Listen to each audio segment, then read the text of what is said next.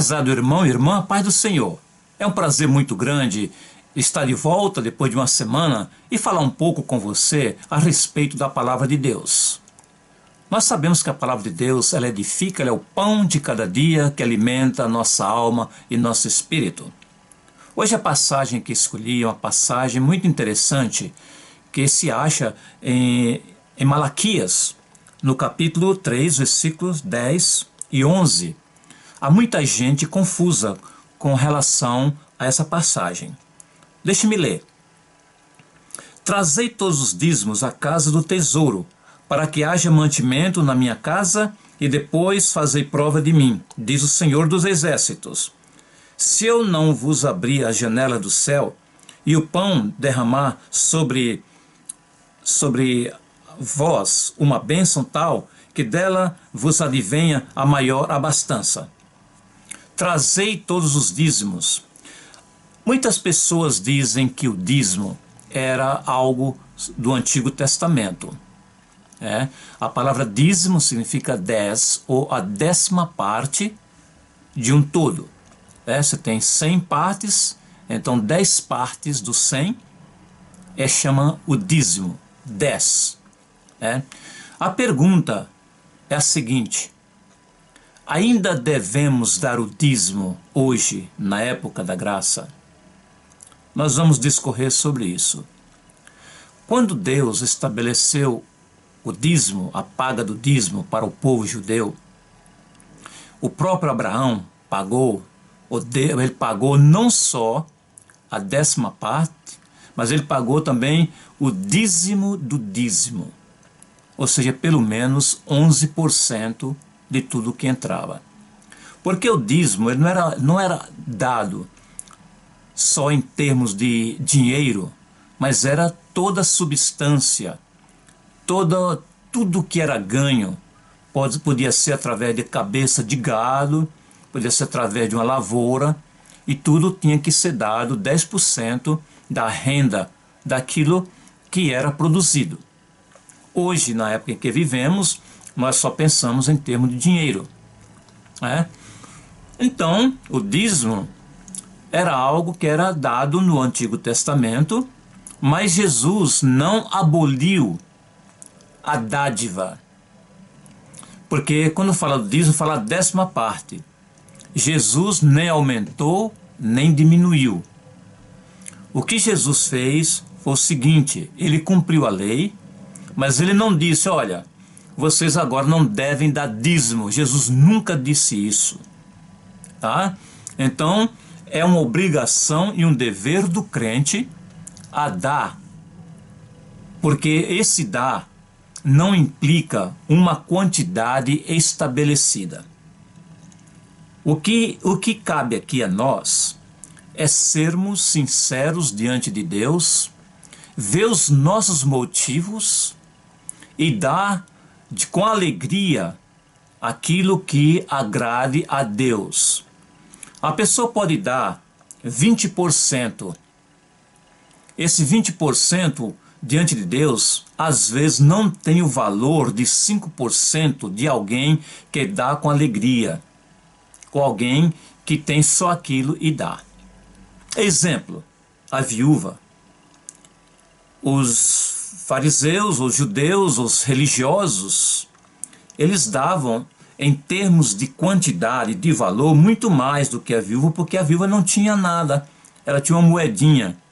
Mas aquela moeda tinha mais valor bíblico, espiritual e divino do que a quantidade. Deus quer ler o motivo, a motivação do coração. Você pode dar $1.000, ou R$1.000, ou 1.000 libras. Essa quantidade não vai fazer com que a sua oferta é maior do que alguém que só dá 10. Certo? Então, por isso que Jesus não estabeleceu um valor a partir do momento que ele veio à Terra.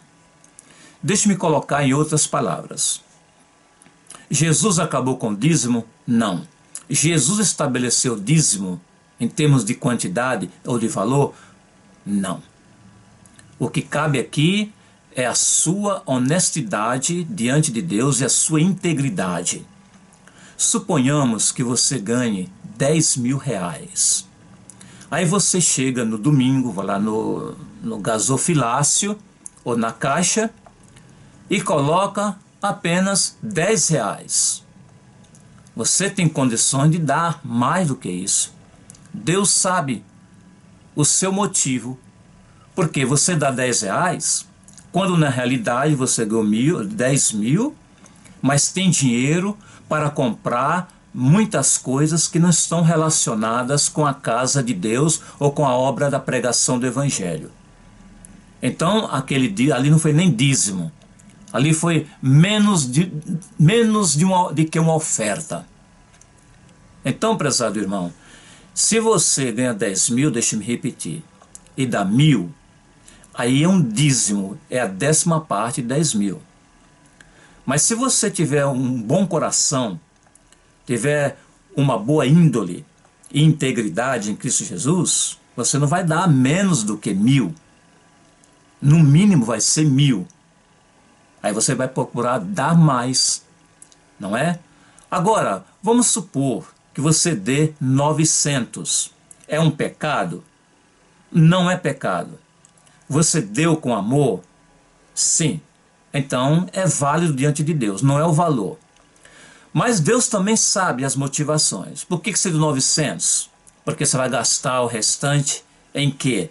Em viagens, em pacotes, em diversão, em jogos, em músicas, em outras coisas. Esse aqui é o problema, tá?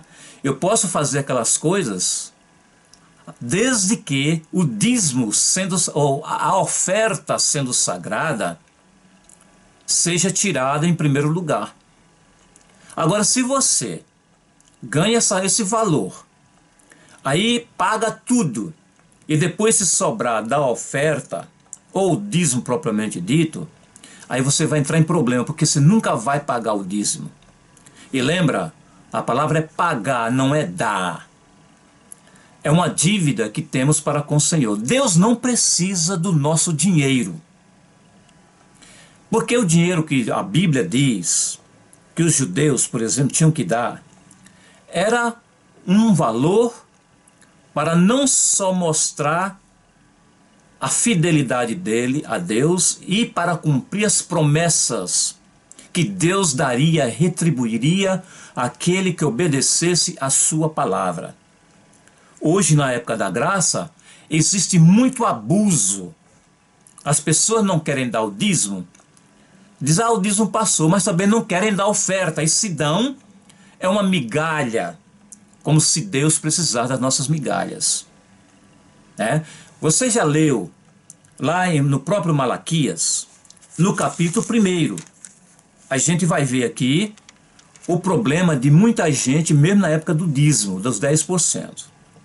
As pessoas davam para Deus, era o bode ou o novilho manco, eram as últimas coisas que o próprio Deus teve que ter uma controvérsia com aquele povo. Ele diz, você daria isso para o seu pai? O próprio Deus diz aqui, não é verdade? Aí as pessoas dão para Deus o pior, tá? Então Deus não aceita, entendeu? Aquilo que damos de uma forma que venhamos simplesmente murmurar, Deus não aceita isso, tá? Então aqui está muito claro. Jesus não estabeleceu o valor, mas ele quer saber a atitude do coração. Então, irmãos, vocês não têm desculpa se não dão 10 dízimos, ou se não dá o dízimo. Vocês não têm desculpa para dizer que é porque é época da graça, tá? Como você também não tem uma saída se você der mais, mas com motivos alheios, adversos, motivos para controlar os líderes ou líder, ou para se encher, se vangloriar, para dizer que você dá mais, e para merecer respeito e até galgar um cargo na igreja. Essa motivação é errada. Você pode dar até 50% e Deus não vai aceitar isso, porque os seus motivos são errados. Está bem? É isso que é a palavra de Deus. Deus não colocou peso sobre nós. Deus, quando nos salvou, Ele salvou pela graça.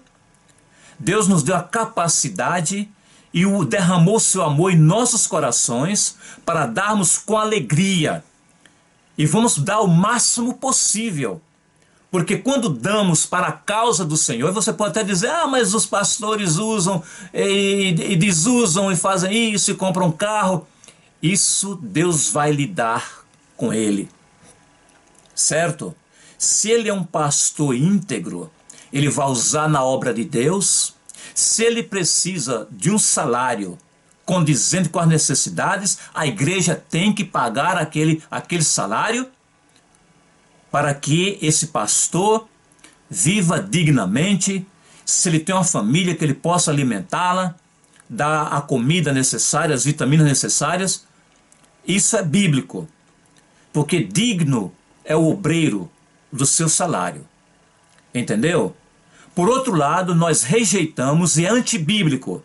Hoje temos líderes, com exceção daqueles que são íntegros, os quais Deus honra, Deus os ama, mas tem aqueles que são charlatões, usam o dinheiro dos pobres, das irmãs, irmãozinhos que trabalharam duro, outros só têm uma mínima aposentadoria e tiram a última lã.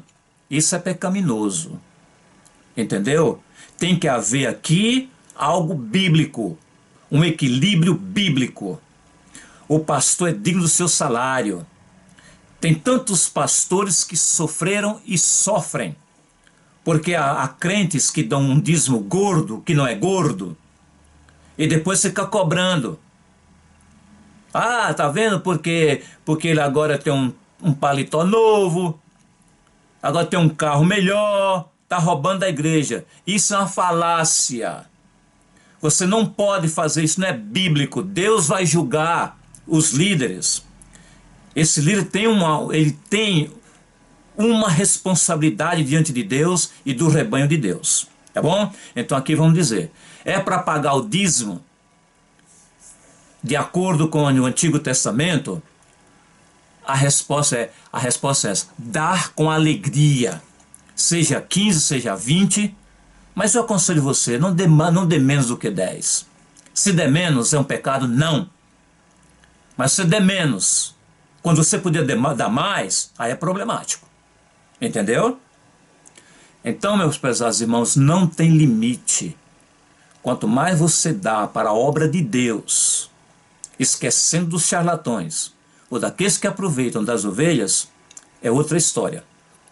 Mas vamos pedir a Deus para que os líderes, para que nós sejamos íntegros quanto ao problema, quanto ao fator finanças.